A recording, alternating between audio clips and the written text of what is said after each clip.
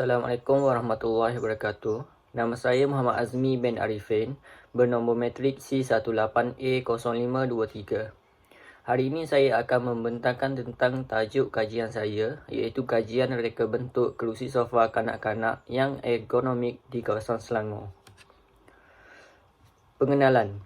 Penggunaan kerusi kanak-kanak pada ketika ini sering digunakan oleh golongan ibu bapa yang mempunyai anak-anak kecil. Perkataan ergonomik berasal daripada perkataan Greek yang terhasil daripada dua kata, iaitu ergo yang membawa maksud kerja atau tugas, dan nomos iaitu peraturan atau undang-undang.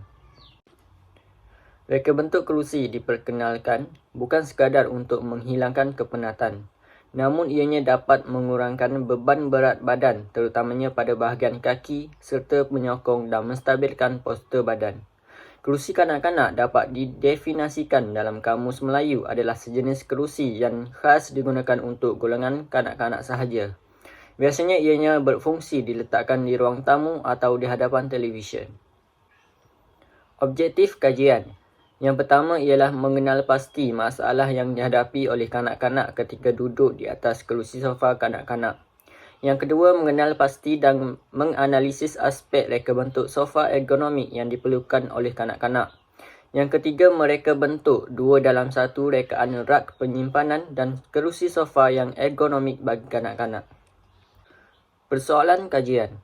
Yang pertama, apakah masalah yang dihadapi kanak-kanak ketika duduk di atas kerusi sofa kanak-kanak yang sedia ada?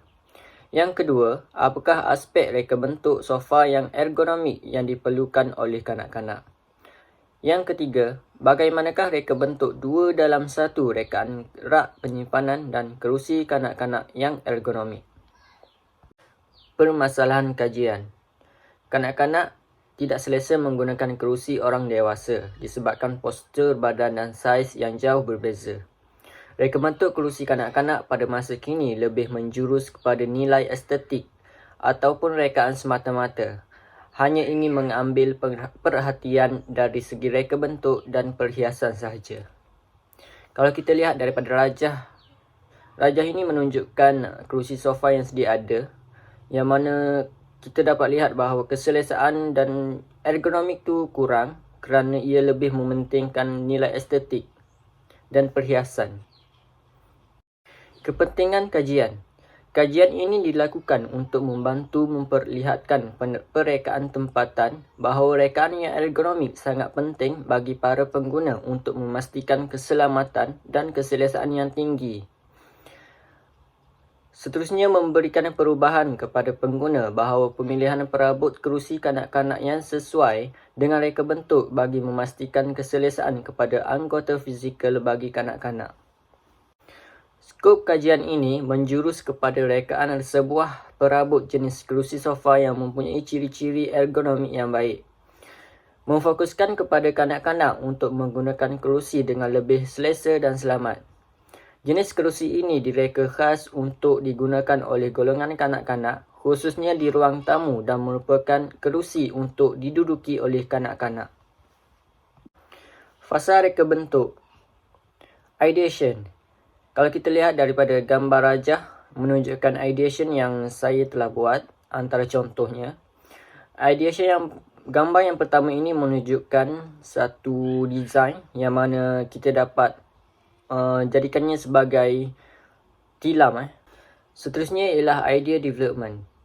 Idea development ni terhasil daripada ideation, yang mana kita memperkembangkan lagi reka bentuk yang ada pada ideation. Final design.